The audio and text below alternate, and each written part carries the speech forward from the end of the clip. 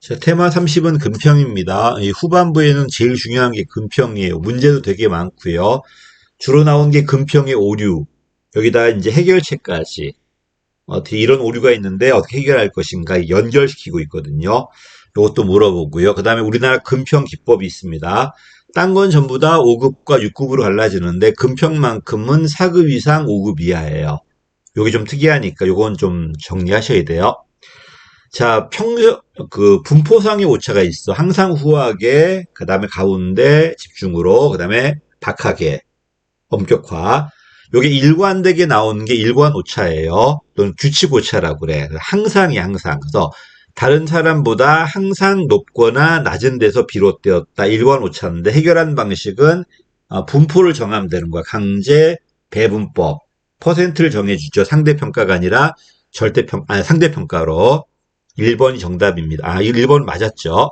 2번입니다. 근접 효과는 뭐냐면 첫머리 효과가 있고 막바지 효과가 있어요.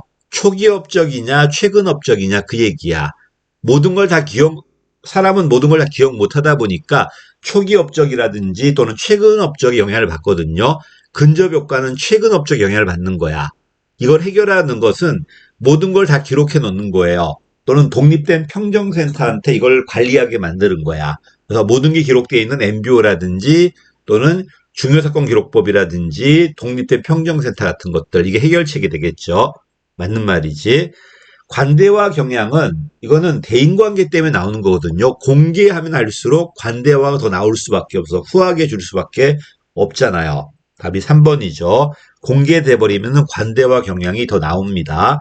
이걸 방지하는 것은 공개하지 않아야 되는데 공개하지 않아 버리면 능력 발전에 활용이 안 돼요. 환류가 안 되니까. 그래서 공개하되 이걸 방지하기 위해서 강제 배분법을 사용하고 있습니다. 그다음에 연쇄 효과는 뭐냐면 한 요소가 다른 요소에 도표에 보면 모든 요소가 다 있잖아요. 내가 중시한 요소가 다른 요소에 영향을 준다든지 앞에 요소가 뒤에 요소에 영향을 주는 걸 연쇄 효과라고 그래요. 이건 평정 요소끼리 문제예요. 반면에 평정 요소와 아무 관련이 없는 다른 배경 때문에 영향을 받았다. 이건 상동 오차라고 그래요. 답은 그래서 3번 틀렸습니다. 이게 가장 어려운 문제 같아요. 왜냐하면 평정 오류하고 해결책을 묶었으니까 지금. 자, 그 다음에 보다시피 집중화, 관대화를 방지하는 방법이 뭐다? 강제 배분법이야. 강제 선택법은 아니에요. 강제 선택법은 항목이 미리 만들어져 있는 거야. 좋은 건 좋은 것끼리, 나쁜 건 나쁜 것끼리 만들어져 있기 때문에 어떤 걸 찍었을 때 유리할지 불리할지 모르게 만드는 거예요. 이것은 연쇄오차의 방지책입니다. 연쇄오차. 그래서 분포상의 오차 방지책은 강제 배분법, 평정 요소가 다른 평정 요소에 영향을 주는 이런 연쇄오차 방지책이 강제 선택법이에요. 답은 4번입니다. 자, 그 다음에 언제나. 이건 언제나 아니네. 불규칙하게 나타났네. 일관되게 나타났을 때는 일관된 오차 또는 규칙 오차라고 그러는데 일관되지 않았을 때는 불규칙이다, 총계 오류다 그래요. 답은 4번이죠. 그래서 키워드가 불규칙하게 나타났잖아. 불규칙 오차 또는 총계 오류라고 그래요. 답은 4번이고요. 다면평가 잘 나옵니다. 여태까지는 상사가 혼자 했어요. 혼자 하니까 객관성과 공정성이 떨어진다고 그래요. 상사 말고 동료, 부하, 고객까지도 상사도 들어가고요. 다 본다고 입체적이다. 360도다. 다면평가라고 그래요. 이론적으로 훨씬 더 공정하고 객관적입니다. 이론적으로. 현실은 그렇지 않을 수 있어요. 근데 문제에서 현실을 물어보지 않은 이상은 이론적으로 봐야 돼요. 자, 어쨌든 해당 공무원의 평가 정보를 다각적으로 제공하니까 능력 발전의 기회를 유도할 수 있다. 맞는 말이고, 또 우리나라 다면평가는 처음에 들어왔을 때 선택사항이었어. 그러다가 필수로 바뀌었다가 다시 이명박 때 참고로 바뀌어요. 해도 되고 안 해도 되고요. 또 공개해도 되고 안 해도 되고 인사행정에 참고 자료밖에 안 돼요. 제가 다면평가는 승진, 전보, 성과급의 참고 자료다. 공개해야 되는 게 아니라 금평은 반드시 공개해야 돼. 반드시 해야 되고 공개해야 되지만 다면평가는 금평임에도 불구하고 해도 되고 안 해도 돼요. 또 공개해도 되고 공개 안 해도 돼요. 할 수 있다야. 또 민원인도 참여합니다. 4번 틀렸네요. 상사도 참여하고 부하, 동료, 민원인까지도 참여합니다. 자, 그 다음에 금평이 오르네요. 한 번도 결근하지 않았어. 근데 해필이면 금평하는 그 가까운 시점에 결근한 거예요. 이거는 첫머리 효과가 아니라 막바지 효과, 근접 효과라고 그래요. 됐지? 답은 2번입니다. 근평에 가깝잖아. 근접했잖아. 그때 잘못한 거지, 지금. 이건 첫머리 효과라고 하지 않고 근접 효과라고 그래요. 반면에 이제 그 면접 들어갔을 때 첫인상에 의해서 모든 걸 좌우받는 게 이제 첫머리 효과가 되는 거야, 이제. 답은 2번입니다. 그 다음에, 보다시피 평정 요소에는 창의성, 청렴성, 성실성 같은 게 있어. 서로 아무 관련이 없어. 근데 성실하다는 게 좋은 점수를 준 거야. 이러니까 뒤에 나올 청렴과 창의성에 좋은 점수가 나온 거죠. 이게 바로 연쇄 효과예요. 또는 나는 성실성을 제일 중시하는 사람이야. 성실이란 요소가 좋게 나오니까 다 좋아 보이는 거야. 이게 바로 연쇄 효과입니다. 헤일로 효과라고 그래요. 이걸 방지하는 게 강제 선택법이에요. 답은 1번입니다. 반면에 상동오차, 선입관 오차는요. 평정 요소와 무관해요. 평정 요소와 아무 관련이 없는 이 사람의 배경 때문에 영향을 받는 거야. 이따 보겠지만 인류대학교 나왔다는 건 평정 요소가 아니거든요. 이것 때문에 영향을 받는 건 상동오차, 선입관 오차라고 그래요. 평정 요소 말고 이 사람의 배경 때문에 영향을 받죠. 배경 때문에. 답은 어쨌든 여기서는 뭐다? 1번입니다. 그 다음에 금평 옳지 않은 거네요. 상동오차는 이건 유사오차다. 상동오차는 그 사람 배경 때문에 그런 거고 자기 성향과 유사한 사람에게 좋은 점수 준다. 이건 유사오차라고 그래요. 답은 1번 틀렸고요.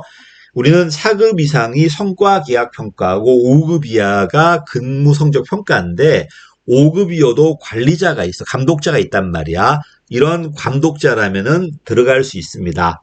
됐죠? 그래서 장관은 원래 5급 이하는 근무 성적 평가를 해야 되는데 이 사람이 5급이어도 만약에 감독자라면은 성과 계약 평가가 할 수 있다는 겁니다.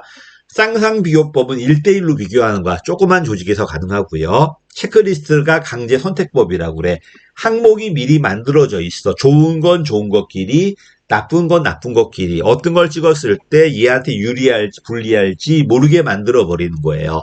그러니까 주관 제거하고 그 사람에게 제일 부합하는 걸 찍어줄 수밖에 없겠죠. 강제 배분법이 아니라 선택법이라고 그래요. 됐죠? 선택법이고요. 이건 연쇄오차 방지책이다. 근데 문제가 뭐다? 만들기가 힘들고 항목이 너무 많아버리면은 평정자가 힘들죠. 뭘 찍을지. 요게 이제 문제점입니다. 자, 그 다음에 다면평가입니다. 다면평가 가장 큰 문제점은요. 내가 평가 전문가가 아닌데 누굴 평가하게 생겼어요. 이러다 보니까 몰약이다, 응답에. 또는 인기투표가 될 수 있다는 겁니다. 이게 문제점입니다. 자, 그 다음에 다면평가는 보다시피 입체적으로 평가하다 보니까 나의 장단점을 다양하게 지금 평가받을 수도 있죠. 그래서 자기 역량 강화 기회로 늘릴 수 있다는 거고요. 또 다면평가 능력자보다는 원활하게 인간관계에 좋은 사람이 좋은 평가를 받다 보니까 보다시피 3번 같은 이런 현상이 벌어집니다. 인간관계를 좀 더 원활하게 하기 위한 증진 동기가 나온다는 거예요. 또 다면평가는 혼자 하는 것보다 입체적으로 하다 보니까 이론적으로 객관적이고 공정합니다.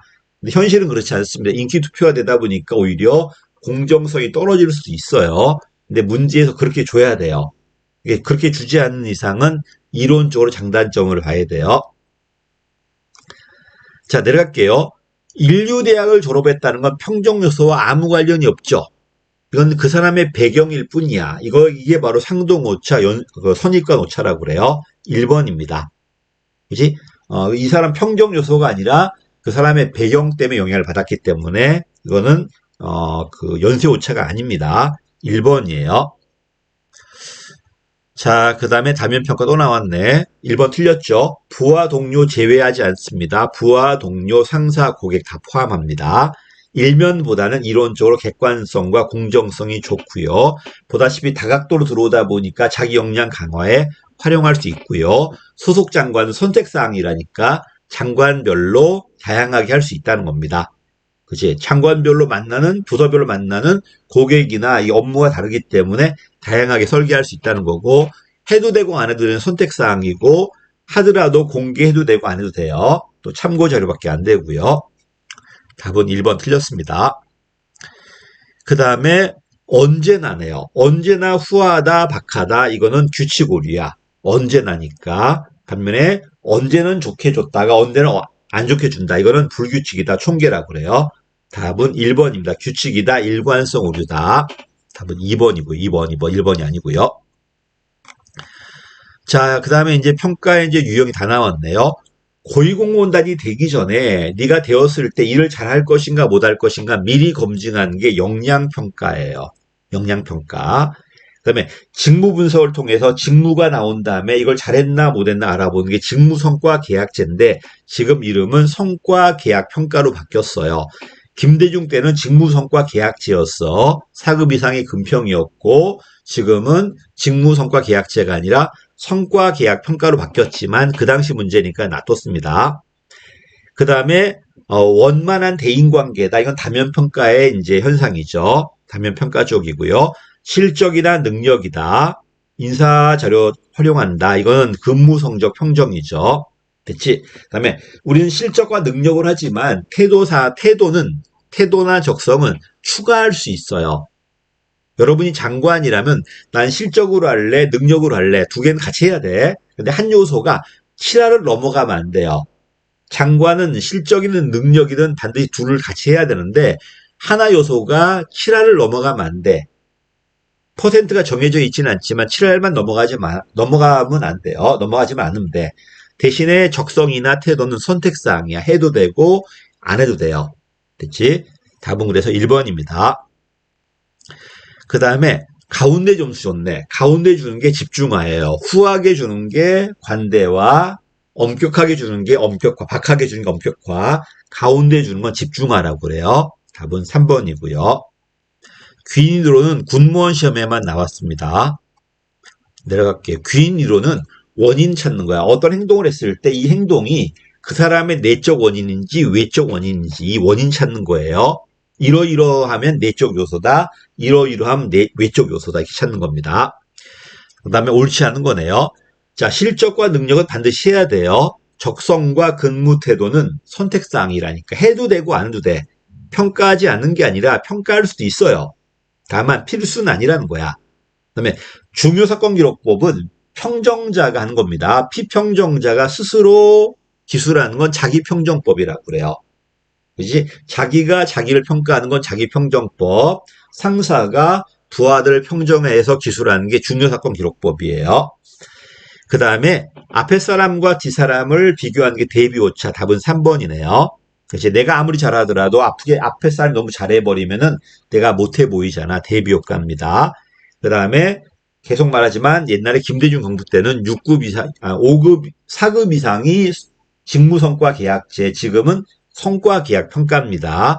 그 다음에 5급 이하가 근무성적평가였고요. 그래서 직무성과계약제는 지금은 사용하지 않는 용어고 성과계약평가로 바뀌었습니다만은 어쨌든 그 당시에는 이렇게 사용했습니다. 이 책에도 지금 있다 보니까 이미 용어 바뀌었는데도 불구하고 이게 사용하고 있더라고요. 그래서 직무성과계약제가 성과계약평가로 바뀌었습니다. 이렇게. 그 다음에 역량이 나왔죠. 여기까지 하겠습니다. 근평이 과거 성적이라면 역량은 과거 성적이 아니라 네가 앞으로 담당할 일을 얼마나 잘할까 보는 거예요. 어떻게 보냐면 지금 그 일을 하고 있는 선배들이 있어. 그 선배들 중에 고성과자들이 있어. 이런 사람들이 보이는 행동을 네가 보이는가를 미리 검증해 보겠다는 겁니다. 혼자 하는 게 아니라 여러 사람의 평가자가 여러분에게 여러 개의 과제를 준 다음에 실제 수행하게 해요.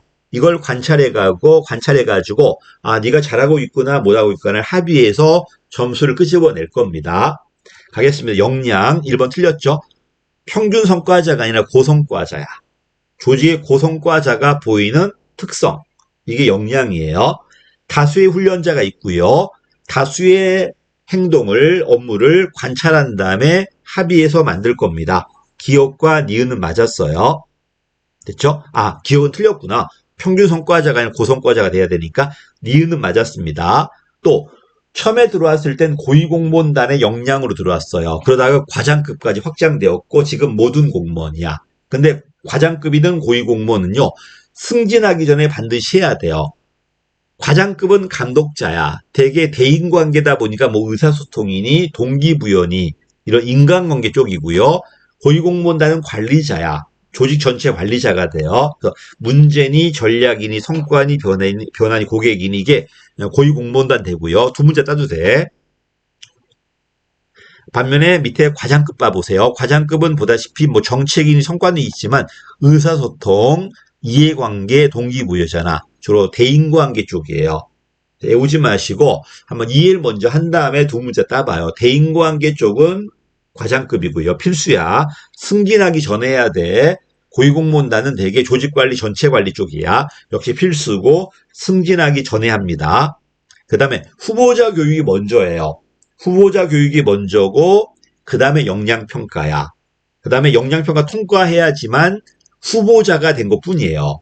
후보자 교육이 1번이고 역량평가를 통과하면 후보자가 되고 그 중에 일부가 승진해서 올라가는 겁니다.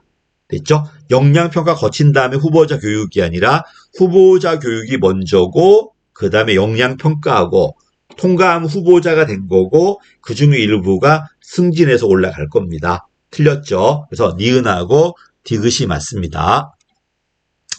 여기까지가 이제 역량이네요. 근평이 상당히 문제가 많습니다. 여기까지 하겠습니다. 감사합니다.